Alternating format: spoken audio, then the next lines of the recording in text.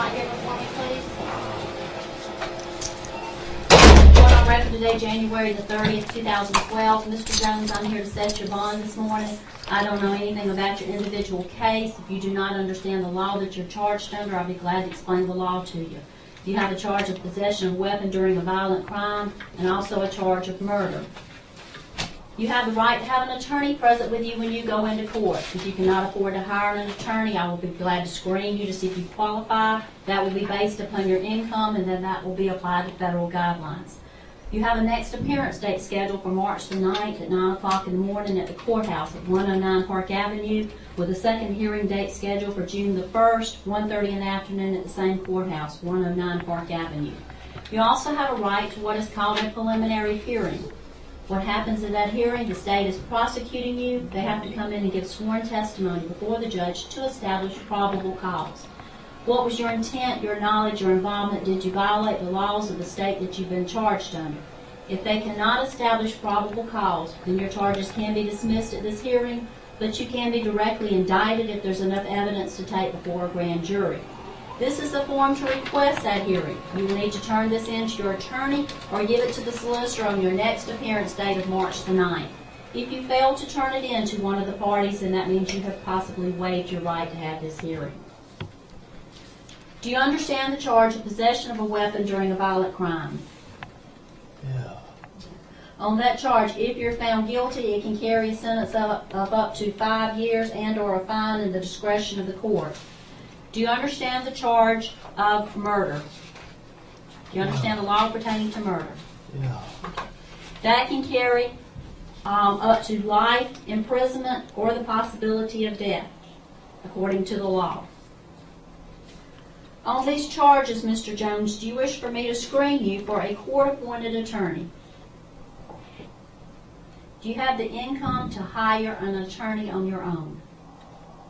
Does it look like it? I don't know, sir. I don't Damn it. have any idea.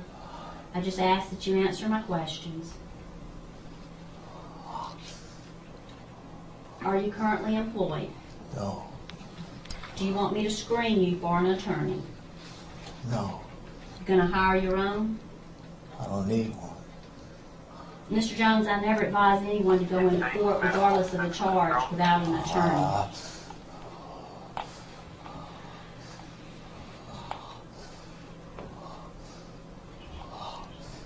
Do you want to be screened for an attorney? I don't care. Mr. Jones. You state at this time you are currently unemployed. I am going to pre-qualify you for a court-appointed attorney. Someone from the Mr. Jones, someone from the public defender's office will come over and speak with you about your case. Now, on the charges of possession of a weapon during a violent crime, here's a copy of all your rights that I've gone over with you. If the charge is brought against you, if you're found not guilty, or if the charges are dismissed or no pros, then these can be expunged from your record, which means they can be erased from your record just like it never existed. Also, if you fail to appear at any of your court hearings, additional charges can be brought against you. Is your mailing address 324 Human Street in Batesburg? Yeah. Mr. Jones, this is your paperwork with your next appearance dates on it. It also tells you that I have pre-qualified you for a court-appointed attorney. I need you to sign that on the bottom line for me, and I will give you a copy of it. Summary.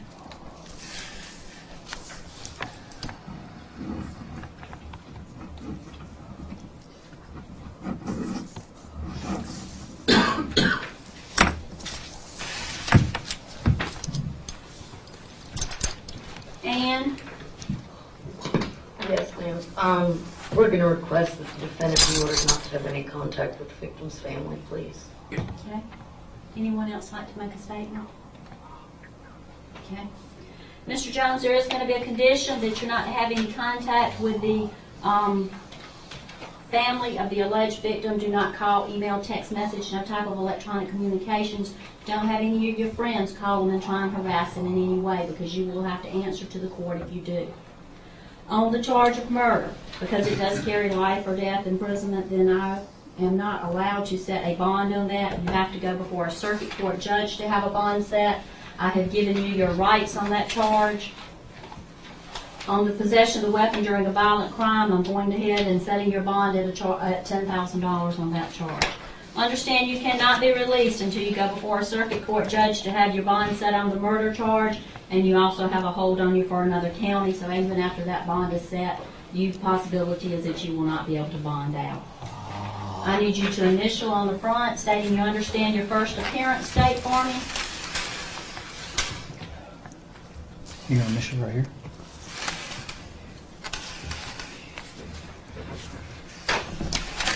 And sign the back across from your mailing address.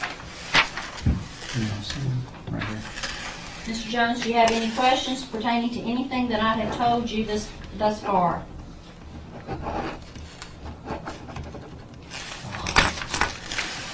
Okay. All right, sir. All right. Step to your left.